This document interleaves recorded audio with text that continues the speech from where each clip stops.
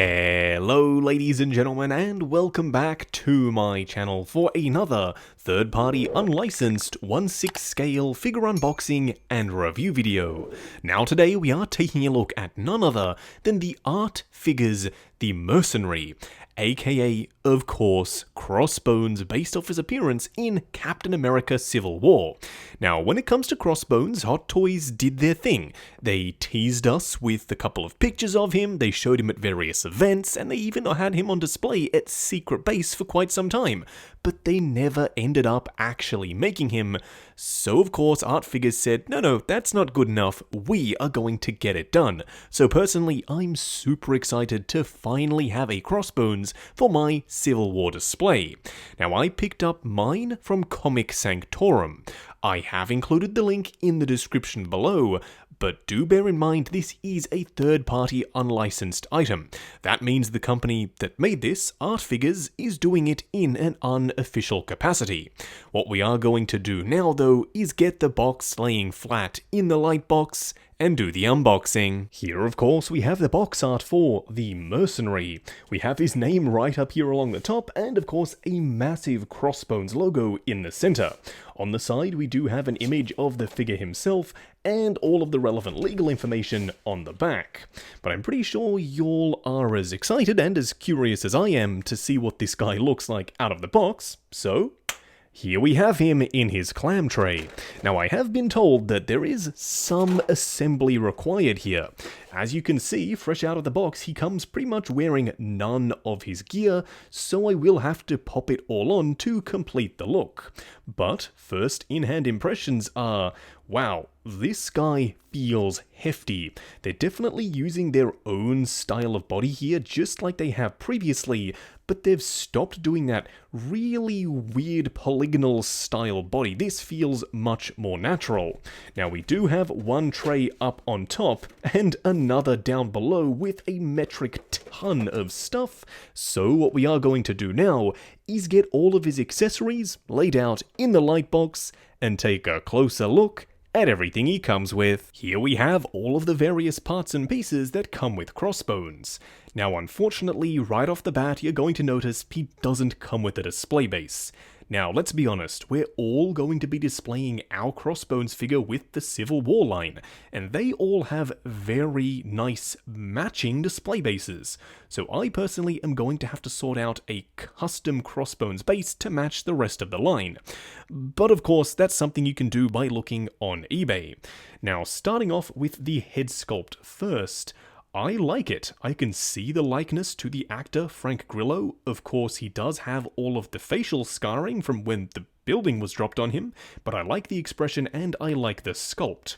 Now, if you did want to go for an alternate version of Rumlow and you wanted to have no facial scarring, this one right here is made by a company known as First Rate.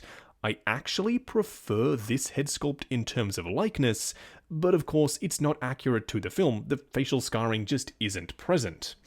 Now this piece right here I really do like. It's of course the Crossbones helmet. The sculpt is very sharp, it is fully wearable, you pull out this back piece then slide it over the sculpt, and the paint applications are fairly decent. Save for one thing, the very obvious little nose here. Now bringing in the Hot Toys one, this is the paint finish that I would have preferred. He does have a more gradual look to the nose, it's been kind of scuffed off, so I will have to do some custom work to this, but overall it looks almost identical in sculpt to the Hot Toys helmet. Unfortunately, before you head down to the comments and ask me, no, this one cannot be installed on the head. The back is one solid fixed piece. There's no elastic like the head sculpt that comes with the figure. Now, he does come, of course, with a bunch of armor panels. We won't be looking at every single one because we'll be installing them on the figure and then we'll look at the outfit as a whole. But he does have these two shoulder panels that have various little accessories slotted onto them. One with a bunch of magazines, fairly simple, but one with some shotgun shells. I'm pretty sure that's a little glow stick and some kind of tool. Do let me know if you know exactly what these are down in the comments below. You also get some thigh plates, which do come down to cover the boots, and some knee pads. You will have to install every single one of these pieces on the figure himself. Now, being Crossbones, he of course comes with his iconic gauntlets. These are stunning. The blades are a little bit sharp, so do be careful not to prick yourself, but they also have various moving panels. These are all actuating pistons. They move in and out. Now mine is super sturdy and doesn't really want to move, so to be careful and not break it, I'm not going to force anything, but I'm sure when you get yours you can fiddle around with it and pretty much get it to do whatever you want. I do like the paint finish. It's very shiny, very metallic, and there's a wash over the top. Now, luckily you do get an instruction sheet that shows you how to assemble everything onto the figure himself, including the gauntlets. So as you can see, this piece goes on the front, then these clamp together through the hand, so it's kind of permanently attached on there. Of course, you can swap it out and change the hands if that's something you'd like to do, but I personally will always be displaying my Crossbones with his gauntlets. Now you do get multiple armor plates, one for the front and of course one for the back. They're a mixed media between some plastic armor plates, some pleather and some straight up fabric, and you do have some little magazine storage attachments that you have to hook on and tie up underneath this front panel. It's a very manual process. You do have to put all of this together, but it's very rewarding once you have it done at the end of the day. You do also have this back plate with some silver dry brushing on the surface, and lastly a few hands. This one obviously meant to hold his pistol, and there's some fairly decent dry brushing on the surface of the gloves as well. And speaking of the pistol, you do have a Glock with a working slide up on top and a magazine down below. What we are going to do now though is get Crossbones himself fully assembled out here and take a closer look. Here we have him standing straight up and down in the light box, no crazy poses or accessories or anything like that, although he is now fully assembled and looking fantastic. I'm super impressed with this release.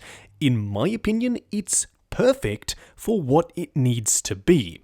Does that mean it's 100% without flaws? No, absolutely not. There's stuff that I would have changed and improved and worked on, but as it stands, I can already, at this point in the review, recommend this release simply by how good he looks just standing there. The proportions, even with all the gear on, it just works. He looks big and imposing, and he doesn't at the same time look overly bulky. It just all comes together so very nicely. The suit is also super film accurate, and I love the way the helmet looks and how it works. What we are going to do now though is take him off the rotating turntable, punch in and take a closer look at the details. Here we have him up close and personal, and I have to say, just like I said a second ago, I am loving the way this guy looks. It's pretty much everything I was hoping for in a 1/6 scale Crossbones from Hot Toys and more. This guy looks incredible. First of all, starting off with the head sculpt underneath the helmet. You can very clearly see the eyes in there, just like you could in the movie, and the clamp around the head sculpt itself is really solid, so when you go to move the head, it all moves as one solid piece. It's not sort of flimsy and scratching up the head sculpt underneath, it's a very sturdy connection. Plus, the helmet itself doesn't look overly big, it looks to fit the body and the head sculpt underneath perfectly. I'm a huge fan of the way they've done that. As for the armor, this was a right pain to assemble. Trust me, sit down, take your time, look at an image of Frank Grillo in the suit as Crossbones from Civil War, because the little instruction pamphlet they give you doesn't really show you every angle of the suit and also doesn't tell you where everything goes. So for all of these panels it does, but for the magazine layout I actually had to look at an image of the actor in the suit. So the best thing is, as I said, sit down, bring up Google and take a look at a few pics. But once it comes together, it looks glorious. I love how accurate the suit is here. It's pretty much like for like to the screen used suit. All of the magazines and pouches and little gadgets are all in the exact same places. Now, I've also taken the liberty of applying these straps to the gauntlets. I honestly didn't even know there were straps that went around the gauntlets, but they're done in a very simple way. There's literally some double-sided tape on these straps. You loop it around and then stick it to itself, and it's really nice and sturdy, and it looks accurate to the film. Now, there is one side that's longer than the other, and I did try and match the Hot Toys prototype as closely as possible, but unfortunately, one side has some double-sided tape that isn't quite strong enough to keep it down. But that's totally fine. I can swap that out with some 3M adhesive, and it should be nice and sturdy. It's also worth noting that it was rather challenging getting this all assembled. What I did was take off the blade and front section here, and then push the hand through the gauntlet onto the arm, and then assemble everything over the top. Initially I thought, oh well, I'll just pop the hand in here and then push the entire thing on. That simply didn't work, and of course I spiked myself multiple times. So learn from my mistakes, dismantle the entire thing first, put the hand in, then build it all back up. That is the easiest way to do it. Now, coming down to the pants, this is one area where it's slightly inaccurate. The pants in the film were a little bit darker than these here, so I am tempted to swap them out, but for the meantime, the camo pattern is accurate enough for me, but they are just slightly too light. He also, of course, has his pistol in his holster. All of these pieces connect via these little clips. They are also quite challenging to push together, so once again, just take your time. Coming down to the knee and shin armor, this looks great. It also does a really awesome job of cinching the trousers so they aren't all baggy around the bottom. They do flare out a little bit towards the back, but I'm sure you could futz with it and get it to look the way you want. And then lastly, coming down to the boots. This is one area where the figure let me down slightly. They're a solid hunk of plastic. That means you have no ankle articulation whatsoever. They're completely fixed. This would have been the perfect opportunity to go for a split-cut boot design. But nevertheless, don't let that one thing ruin an otherwise fantastic figure for you, because I know it definitely hasn't for me. Now for a quick side-by-side comparison, here we have Crossbones on the left and Civil War Cap on the right.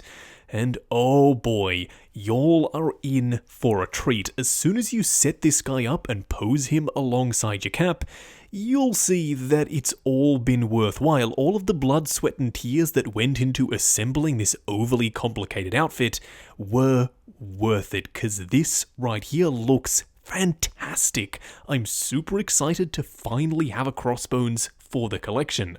Hot Toys, you teased us, but Art Figures delivered, and they delivered really well. He is slightly taller than Cap, but I've always been a fan of the villains being slightly bigger than the heroes. It makes them more imposing, more threatening, and that works really well here. So definitely stay tuned for my next collection tour to see what these two look like in the display. Just going over articulation on Crossbones. Now bear in mind, this is my personal copy of the figure, so I'm going to be a little bit more careful. I'm sure when you get yours in hand, you can push the joints slightly further than I'm willing to go. Also, you have a bunch of gear and different parts and pieces strapped to the body, as well as these rather sharp but slightly fragile feeling blades, so do be careful when you are manipulating the joints. Now, starting off with the head sculpt, it's on a fixed neck, so you don't get a ton of range forward and back, but swivel and pivot side to side is totally fine. The arms will go up to about there.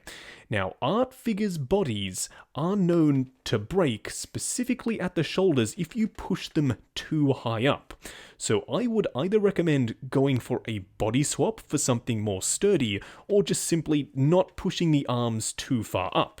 Forward and back though is a total non-issue, and of course a butterfly joint at the shoulder. You do have a single bend at the elbow that incorporates a swivel, and of course a regular 1/6 scale style wrist peg. As for the torso, there's a lot going on here, so you're not going to get a ton of range, but you do have swivel, pivot, and crunch forward and back. The legs will go forward to about there. They will go out to there, swivel at the upper thigh, a double bend at the knee, and of course a ball joint down here at the ankle. Just wrapping up on the art figures, the Mercenary, aka Crossbones from Civil War. Now in my opinion, this was always a character that was destined to be turned into a figure. Hot Toys showed the prototype and then they never made him for whatever reason.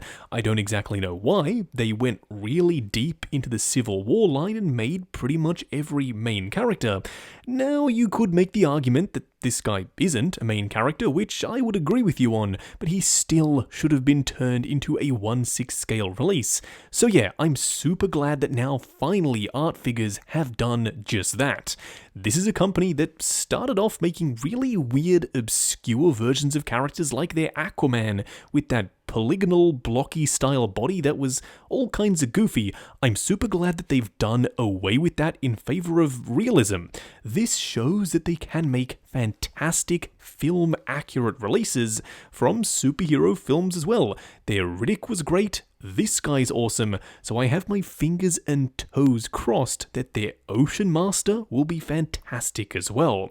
So yeah, I absolutely recommend him. Do be wary of the various bits and pieces which feel slightly fragile when you are assembling him, but other than that, there's pretty much nothing to worry about, and he can be posed up very nicely alongside the rest of your Civil War crew. Now, I picked up mine from Comic Sanctorum. Do bear in mind, this is a third-party unlicensed item. That means it was made by Art Figures in an unofficial capacity. Also, while you're heading down to the description, why not check out the link to 6 Scale Network, the awesome Facebook group. Come along, chat figures, share photos of your collection, and of course, see what's coming up next on the channel.